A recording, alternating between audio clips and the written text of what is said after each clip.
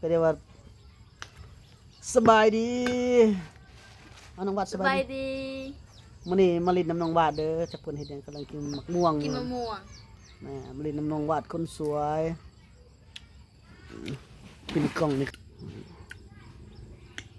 มื้อนี้คือบ่แจ่มปานใดวะมื้อนี้วะเป็นไดวะลดสเปคลงบ่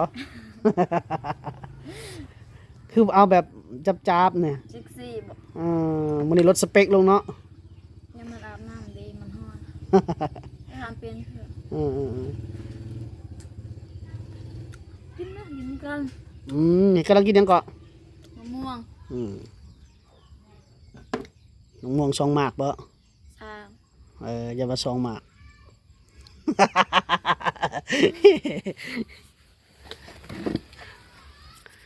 กินมะม่วงอีกมื้อนี้บ่เฮ็ดแจ่วปลาแดกอีกได้บ่จักเฮ็ดแจ่วปลาได้มื้อนี้เจอคิงแจ่วขิงคือสิเปรี้ยวขนาดทั้งนี้น้ำลายแตกเลยอยาก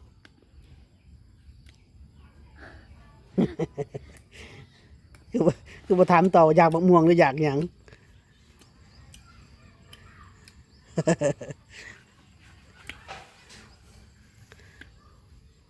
เลิกงานแล้วบ่นี่แม่ได้รับตังค์มาเรียบร้อยได้รับเงินมาเรียบร้อย50,000 กีบเดี๋ยวเขาคืนราคาให้ละบ่เราให้เป็นเดือนโอ้ให้เป็นเดือนละแน่ดีใจนำก็ดีแล้วสิได้เงินเป็นก้อนบัดนี้เนาะคันบ่ให้เป็นหมื่นมันบ่อยากอยู่มันหมดดิถูกต้องแล้วเฮาก็ต้องอันนั้นแล้วเว้ยต้องเว้ากับเขาไหมเขาสิมีแต่กดเฮาตลอดเฮ้ยบ่รอดเด้ไปหางานใหม่เด้บัดนี้เราให้เป็นรายเดือนเนาะเดือน1.5 ล้านแม่สิขึ้นให้1.6 ล้านก็บ่เนาะ1.6 ล้าน1.7ก็บ่บ่ขึ้นให้เดือน 3,000 บาทพอแต่ว่าร้านเรากับลูกค้าบ่ได้หลายติบ่แม่เราก็เฮาก็เห็นตัวจริงอยู่ลูกค้าเจ้าไปซ้ำไปนั่งดินละล่ะขอยเบิ่งนะก็ลิ้นแต่โทรศัพท์เช้าเจอเฮ็ดเวียกก็เฮ็ดเวียกเล็กน้อยหั่นแหละ1 โมง 2 โมงแขกบ่มีมันบ่ได้อยู่จนนี่คือห้านกับข้าวนี่จะตายโลดห้านกับข้าวอยู่นี่เงินเดือนเท่าใด2 ล้านโอ้ยเอา1.5 ล้านดีกว่าคันเจ้าไปอยู่ห้านนี่บ่ได้อยู่โลดบ่ได้นั่ง2 ล้านกับอัน1.5 ล้านนั่นจนหัวปิ้นงานหลายเด้หานั่นเด้เวียกเด้อันนี้ค่อยเฮ็ดเจ้า1.5 ล้านแต่ว่าคือว่าแหละมื้อนึงได้บ่50 จานขายข้าวน่ะเราขายข้าวเนาะได้บ่50 จานได้อยู่เนาะอยู่หั่นหมดมือหมดเว้นเลยเด้เพื่อสิเบิ่งเขาไปอยู่ไผไปอยู่ก็บ่ได้เงินเดือนเราให้2 ล้านธรรมดาแล้วมันตกอยู่3 ล้านพุ่นเด้อหารตัวนี้ประมาณ 3,000 บาทประมาณ3หรือ 4,000 บาท 5,000 บาทพุ่นแหละหารคนเวียดมาอยู่นี่ธรรมชมแต่ว่าเขาให้แต่น้อยๆเดียว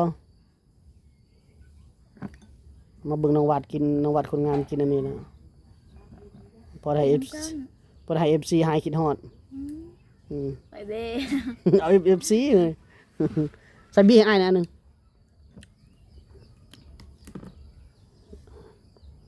FC น้องวัดก็หลายอยู่ดอกจักคนหลายอยู่ดอกแต่บ่มีไผจริงจังบ่บ่มีมีแต่รายใจ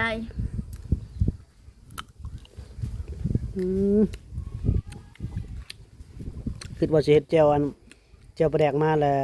ใส่น้ำตาลมาเจ้าว่าบ่มีข้าวคั่วพอครัวไว้นะข้าวคั่วก็บ่ได้คั่วไว้ไปเฮ็ดหยังอันนี้ก็แซ่บนะจะค่อย2 โมงกินส้ม4 โมงขึ้น4 โมงแล้วค่อยนอนเมื่อคืนนี้เฮ็ดหยังกินส้มไม่กับอีแกง2 คนปลาจ้ะสดแจ้งอยู่กินส้มซื่อๆนี่บ่ได้เฮ็ดหยังเลยบ่ได้กินเหล้ากินเบียร์บ่ผู้บ่าวก็บ่ได้มาลิ้นนำอีกบ่อยู่กัน2 คนน่ะโอ้ไงก็คนอกหักสิต้องไปอยู่ยังเห็นนอนบ่ดีกว่าบ่เนาะ4 โมงตื่นคือเปิ้นน้ำแกงมาลิ้นนำแน่แล้วไปยาเขากล้องแล้วบ่ โอ้ย เมื่อกี้นี่ก็ไปน้ำข่อยแล้วออกตลาด ไปยังคือบ่อยากเข้ากล้อง บ่ฮู้น้ำลาย อุ้ยขี้คุยเด้คนงามนี่กันเนาะผู้บ่าวมีผู้บ่าวแล้วบ่ บ่ฮู้น้ำลาย เอามาเข้ากล้องนำในขี้คุยแล้วคนบ้านเฮานี่คนบ้านตัวเองนี่ขี้คุยยากเลยถ่ายคนบ้านตัวเองเฮ็ดได้อ้ายบ่ได้ถ่ายน้อยนักได้จะถ่ายคนบ้านตัวเองเขาขี้คุยมีแต่น้องวาดผู้เดียวแล้วได้ถ่ายดิกะ นี่สับปะรดเทิง ใช่ พออีแดง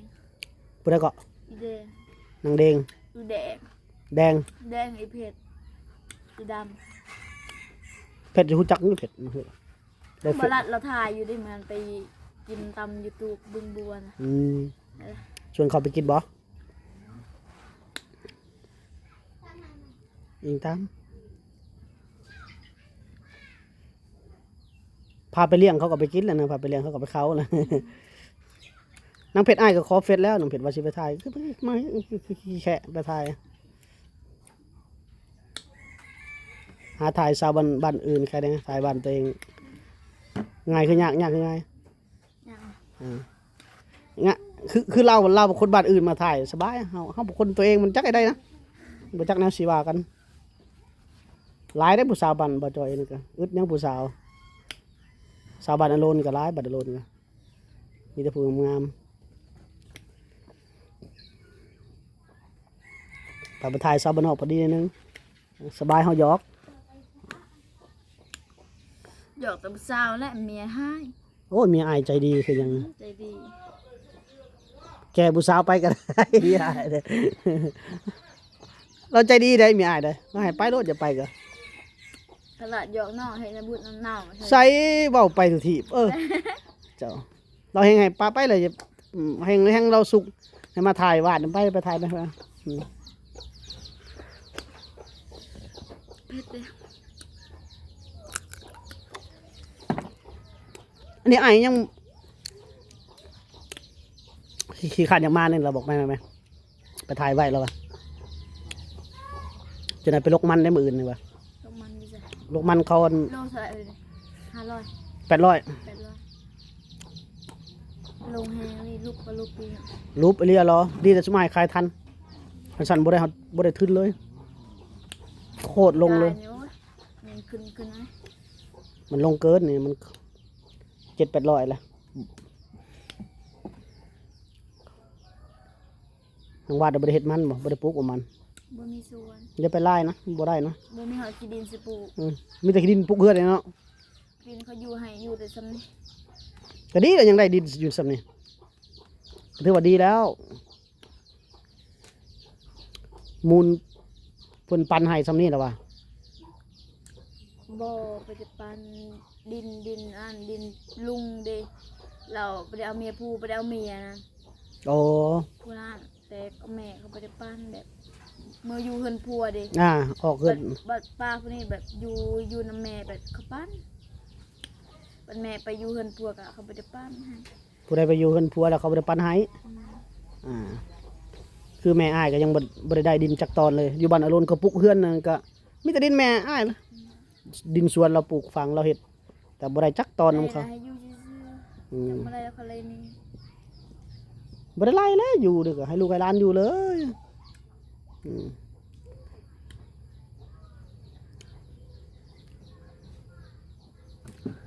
เผ็ด ยิ้มแล้วบ่ ยิ้ม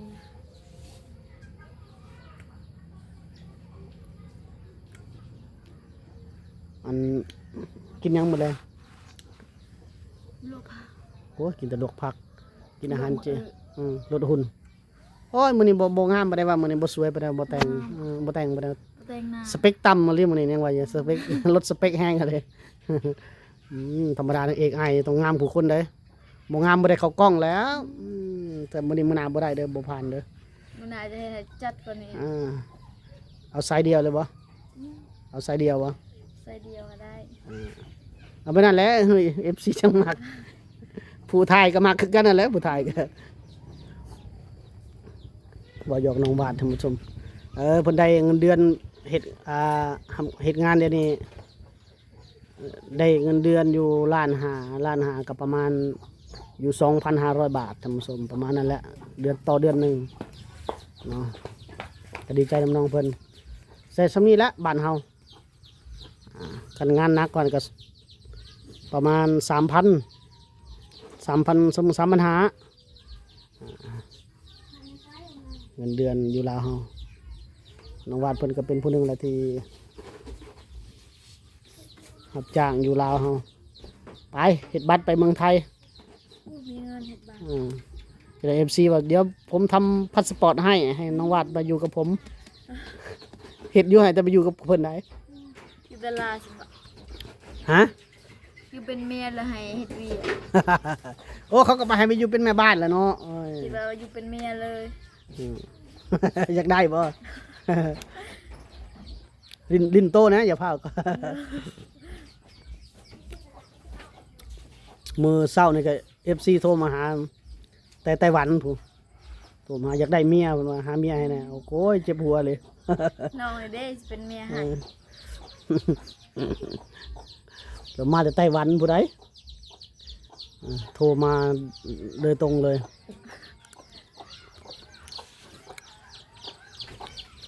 เบิ่งก่อ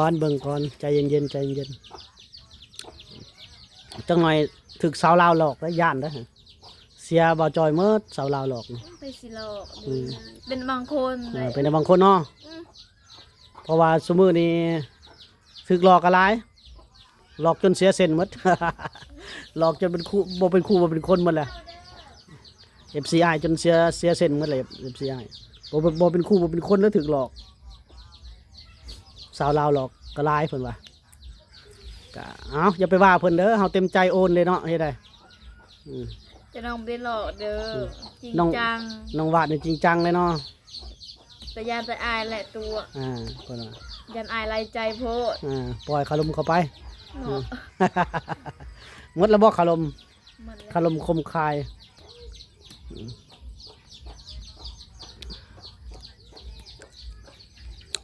คอยใจเย็นมาลินน้ำน้องเพิ่นช่วงนี้ก็บ่ได้ไปไสเนาะน้องวาดก็เลิกงานตอนเย็นจะได้เห็นหน้ากัน แม่ เงินเดือนก็1,500,000 กีบท่านผู้ชมเนาะ1,500,000 กีบก็ประมาณอยู่ 2,500 บาทนี่แหละประมาณนี้ละเพิ่นก็ยังเฮ็ดงานพอได้ซื้อข้าวกินเนาะซื้อข้าวสารกินซื้อเป็นโลบ่ช่วงนี้ก็ซื้อเป็นสอบ เป็นโล เป็นโล สอบหมดแล้ว หมดแล้วก็คนน้อยเดียวกินคือหมดไวแท้ กินลาย กินหลายเนาะจักคน3 4 คนมื้อละโลมื้อละ2 โลบ่มากิน จองโลครึ่ง อืมลำบากได้เราก็ยังลำบากอยู่โอ้แต่เงินเดือนน้อยๆพูดนั่นเด้แก้วลาไปหาเงินแล้วบ่ บ่อยเรื่อง บ่ได้เฮ็ดหยังเลย มันมาไปตัวสองคนไป บุญมารับจ้างอยู่ไสเด้อ เด้หันไก่เขาอยู่คิวรถ โอ้ตอนแรงมานอนบ่ ตอนแรก หรือว่านอนอยู่หั่นเลย มาพี่ โอ้อ้ายบ่ได้เห็นเราเด้มาจังซี่จักโมงเราเลิกงาน เลิกมาประมาณ7 โมง โอ้ ข่อยอะไรเลิกไวแบบว่าบ่มีแขกเราให้เมื่อดิ เราได้เงินเดือนเท่าไหร่เรา คือกันนั่นหาคือ เอ้า กัน แสดงว่าเจ้าแล้วดีกว่าเนาะ แม่น ณตอนนี้เจ้าดีกว่า แบบว่าเราแบบบ่มีเวียกเราให้เมื่อเรานะ อ่าๆ บ่ยากแบบผู้นี้แบบบ่มีเวียกหยังกะบ่มีแขกหยังกะเราให้อยู่ก่อน น้องวาดนี่น้องของน้องวาดก็ไปทำงานรับจ้างล้างถ้วยล้างจานเสิร์ฟเงินเดือน 2,500 น้องวาดกันเดือน 2,500 2พี่น้องก็ได้ 5,000 ต่อเดือนหนึงมาก็รวบรวมกันแล้วก็ซื้อข้าวสารไว้เนาะ แม่ ยังอีกผู้หนึงยังบ่ได้ไปรับจ้างผู้นั้นบ่ได้เฮ็ดหยังเลยบ่ แม่ เขาเจ้าก็ยังสู้ชีวิตอยู่ท่านผู้ชมบ่ข้าวสอบหนึงก็ 7-8 แสนได้เนาะสมมุตินี่โอ้ เบิ่ง ถือว่าเงินเดือน1,500,000นี่หารครึ่งเนาะส่วนหนึ่งมันซื้อข้าว ส่วนหนึงแหละ เอาไว้ เอาไว้ซื้อกิน ซื้ออยู่ซื้อกินเนาะเสริมซื้อกระแป้งน้ำแดงเสริมสวยตัวเองท่านผู้ชมแล้วก็ไปลินน้ำหมูแน่เนาะอ่า บ่ค่ะมาเป็นเรื่องหมูเรื่องเงินเนี่ยบ่ไป บ่ไปบ่ อือ ตูดอย่างเดียว ตูดอย่างเดียว เอาเขาโทรว่ามาเด้อมาเรียนว่าตูดได้โอเคเขาว่าโอเคสิไปเขาว่าออกเงินจ้ะบ่มีเงิน โอ้ยตูดตลอดบูกับบ่โทรหาแล้วจ้ะนะว่า โอ้ นาง หากอะอยู่เฮือน นางนี่เหนียวโพดเขาบ่ให้ไปนำได้เว้ยไปมื้อใดก็ตูด เอา ตัว บ่มีเงินเนาะ อ่า เพิ่นประหยัดเด้ท่านผู้ชมคำว่าตูดนี่ก็แบบไปอาศัยกินน้ำหมูนะท่านผู้ชมแบบหมู่ส่วนสร้างสรรค์ก็ข่อยบ่มีเงินได้ไปกินน้ำโตเด้อบัดนี้นะ ไป อืมเอาล่ะท่านผู้ชมมีเล็กน้อยมาลินน้ำน้องเพิ่นค่อยขับยามแรงละแต่เป็นตกดินละมื้อนี้ก็อีกมื้อหนึงมาหาน้องวาดเพิ่นเนาะโอ้ FC ก็สงสารน้องวาดนะเด้อท่านผู้ชมเนาะเบิ่งก็เพิ่นนะ ตาหักตาแพงตุ้ยนุ้ยซะเนาะอืม แก้มก็เบ่ง อืม ๆลงระเบิดค่ะเลยนี่ เริ่มลงแล้วออกปีใหม่บ่ได้กินข้าวซ้ำมื้อซ้ำคืน เออ บ่ไปเล่นสงกรานต์แบบบ่ได้ไปเดย์2มื้อนะแบบว่าเศร้าแฮง โอ้บ่ได้ไปลินสงกรานต์แล้วเช้าแฮงบ่กินข้าวข้าวน้ำ เศร้แฮง ดี บางมื้อสุดท้ายน่ะบ่ลินอยู่ อืมดีแล้วปีนี้ปีหน้าจะลินไหมปีหน้าจะลินไหมโอเคท่านผู้ชมเนาะจบไว้สำนี้ก็เด้อพบกันใหม่ในปีหน้าสำหรับปีนี้สบายดีสบาย สบายดี สวย